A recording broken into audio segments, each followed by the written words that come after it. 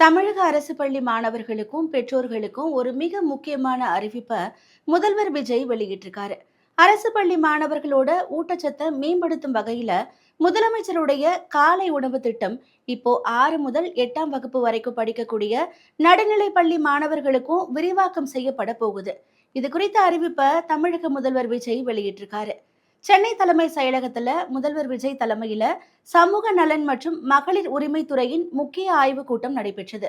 இந்த கூட்டத்துல சமூக நலத்துறை, ஒருங்கிணைந்த குழந்தை வளர்ச்சி பணிகள், குழந்தைகள் நலன் மற்றும் சிறப்பு சேவைகள் துறையின் கீழ் பெண்கள், குழந்தைகள், திருநங்கைகள் மற்றும் மூத்த குடிமக்களுக்காக செயல்படுத்தப்பட்டு வரும் பல்வேறு நலத்திட்டங்கள் மற்றும் காப்பகங்களின் தற்போதைய நிலை பற்றி அதிகாரிகள் முதல்வரிடம் விரிவா எடுத்துரைச்சாங்க.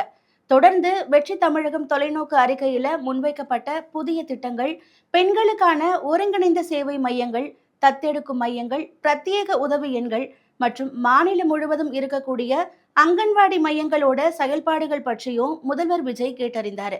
இந்த ஆய்வுக் கூட்டத்தின் முடிவுல தான் அரசு பள்ளி மாணவர்களோட நலனை கருத்துல கொண்டு தந்தை பெரியார் பிறந்த நாளான வரும் செப்டம்பர் 17ஆம் தேதி முதல் ஏற்கனவே 5ஆம் வகுப்பு வரை இருக்கக்கூடிய காலை உணவு திட்டம் இப்போ 6, 7 மற்றும் 8ஆம் வகுப்பு பயிலக்கூடிய மாணவ மாணவிகளுக்கும் விரிவாக்கம் செய்யப்படும் என்ற முக்கிய அறிவிப்பை முதல்வர் விஜய் வெளியிட்டிருக்காரு.